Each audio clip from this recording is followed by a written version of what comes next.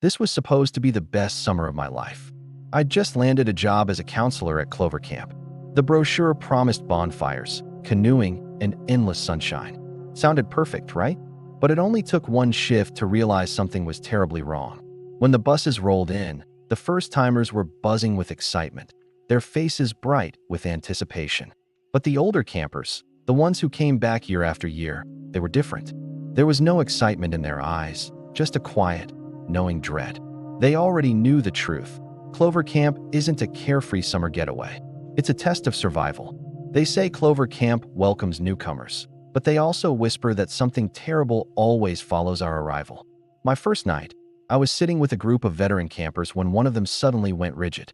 He pointed towards the dark woods beyond our cabin. Outside the windows, a shadowy figure was peeking from behind the trees, staring without blinking. The senior counselors rushed over, telling us not to look back. That Rule 12 existed for a reason. Something out there doesn't want to be seen, but it definitely sees us. Later that night, a creak on the porch woke everyone. We all froze. Every camper knew what that sound meant. It was coming. The cabin door opened with a slow, agonizing groan, and there stood our counselor, Sarah. But it wasn't her. Not really. Her smile was stretched impossibly wide. Her eyes were vacant and unfocused, and she was carrying a black bag. She told us to gather in the center of the room. There were no screams. No one even thought about running. Under that chilling gaze, we obeyed like puppets. The thing wearing Sarah's face spoke in a voice that was too deep, too guttural to be human. It told us we were going to play a game, a ritual to summon a spirit. It pointed to a young boy, barely 10 years old. Trembling, he was forced to draw strange shapes on the floor with chalk from the bag, reciting names that felt ancient and wrong. The air in the cabin turned ice cold. The fire in the hearth flickered, its flames twisting into unnatural, sickly green shapes.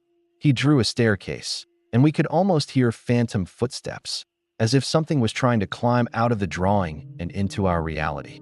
The boy stared, trapped, as the room itself seemed to groan, the floorboards straining under an unseen weight. He drew a mirror, and the reflection it cast wasn't our own. It showed a dark, empty room. Suddenly, the chalk mirror on the floor shattered into 1,000 invisible pieces, and a silent, freezing force rushed through the cabin. A scream was choked in my throat before it could even begin. They call it Clover Camp, a place of sunshine and friendship. But those of us who survive our shift, we call it a warning. My shift is over now. I made it out. But every time I close my eyes, I'm back in that cabin, and the horror is just beginning.